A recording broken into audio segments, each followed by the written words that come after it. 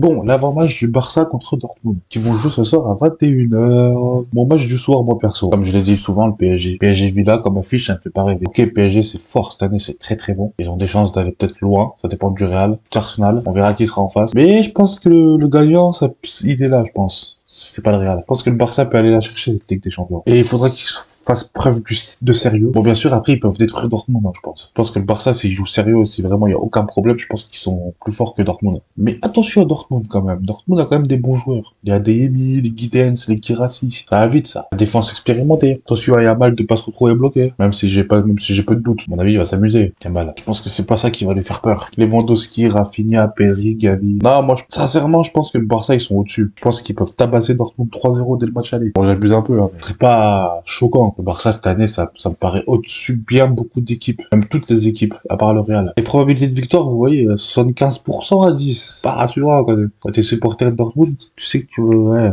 C'est pas rassurant. Les gens, ils sont plus sur une victoire du Barça qui est à 31 et Dortmund 8,75. Bon, c'est tout à fait logique, hein. Match nul à 6,25. But pour les équipes, buteur Rafinha. Les plus joués, c'est Barcelone, moins de 5 buts et but pour les équipes. Au Barcelone et moins de 4. Qualification, ouais, logique. Lewandowski, buteur, il est pas, ouais, il est là. Torres, Rafinha, Guirassy, Maximilian Bayer, putain, j'ai oublié lui aussi, il est pour lui aussi. Ouais, non, les cotes, elles sont vraiment, c'est pas cool. Même si c'est la vraie différence entre les deux équipes. Bon, Dortmund et Barça sont déjà affrontés. Il y a 2 victoires pour le Barça, 1 nul et 0 pour Dortmund. 3-2, 3-1, 0-0, comme vous voyez. Hein, 2024, 2019. En général, Barça, ça leur réussit bien à Dortmund. À voir ce soir. En tout cas, les XG attendus, ils sont élevés, ils sont très très élevés. Moi, je vous avoue que je vais vous faire plutôt le débrief en mode, je vais parler et vous dire ce que je pense de ce match. Parce qu'il y a des sites, c'est n'importe quoi. Footmob, c'est n'importe quoi. Ils prévoient des compositions, mais ça sera pas du tout ça. Après, là, cette composition, elle peut être probable, mais j'y crois pas. Parce que c'est pas la première fois que Footmob se trompe. Vous vous rappelez, on a déjà parlé de ça.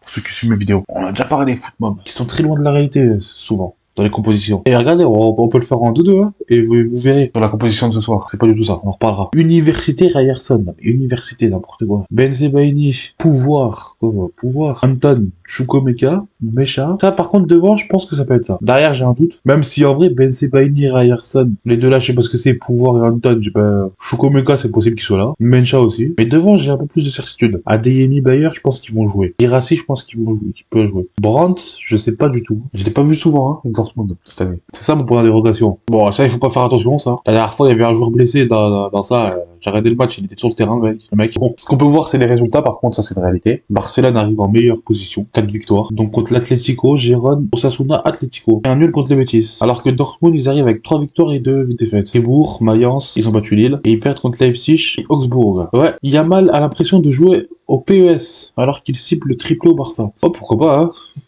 La mine, il me fait rire. On va plutôt parler comme ça. C'est plus simple. Je veux dire mon feeling. Je pense que c'est plus simple que de faire des trucs, des recherches, des machins, là. Parce que c'est plus naturel de vous parler comme ça, face à l'écran. Bon, sincèrement, moi, je pense que le Barça, vu le style de jeu, vu ce qu'ils ont proposé depuis le début de saison, Dortmund, j'ai vu un peu, je pense que le Barça, ils vont déjà avoir la possession du ballon, ça c'est sûr. Je pense même que le Barça va gagner ce match en 3-1, je vois un 3-1, 2-1, 3-1, un truc comme ça. Pas plus. Je vois pas de 4-1, 5-1, je vois pas d'humiliation non plus. Je vois un match comme ça, 3-1, comme ça. Ou s'il y a 4, c'est un 4-2. Je pense que, ouais, Lewandowski, il va avoir envie de marquer. Lewandowski connaît bien Dortmund, hein, pour avoir été avec eux, pour avoir joué contre eux avec le Bayern. Maintenant, pour revenir contre eux avec Barça. Rafinha, je pense que là, il va vouloir se remontrer depuis sa blessure, là. Il était un peu éteint. Là, je pense que là, c'est le moment qu'il attend, hein. Pedri au milieu, laisse tomber. Les Pedri, les Gavi, les Firmine et compagnie, là.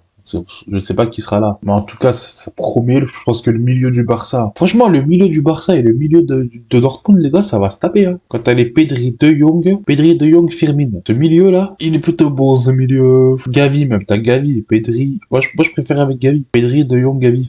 T'as Pedri, Firmine, De Jong. De Jong qui est bon en ce moment. Qui est un pétard. Ils ont un sacré milieu, le Barça.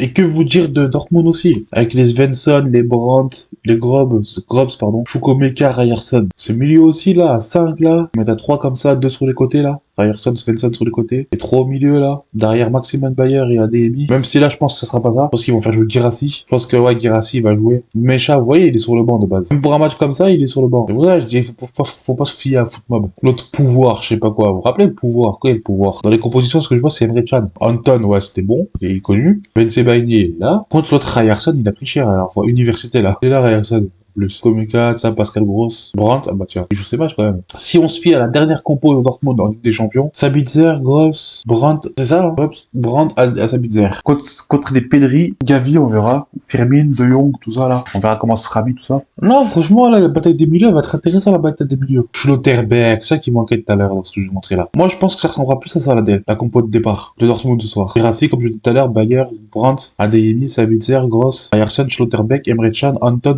Kobel. Je pense que là, on part sur ça, ce soir. J'allais dire les 5, les 7 comme ça, et les 2 là. Mais ça fait drôle, on croirait une flèche. On regardez bien, ça fait comme ça, et le trait là. Il manque juste les 2 là qui sont un peu éloignés.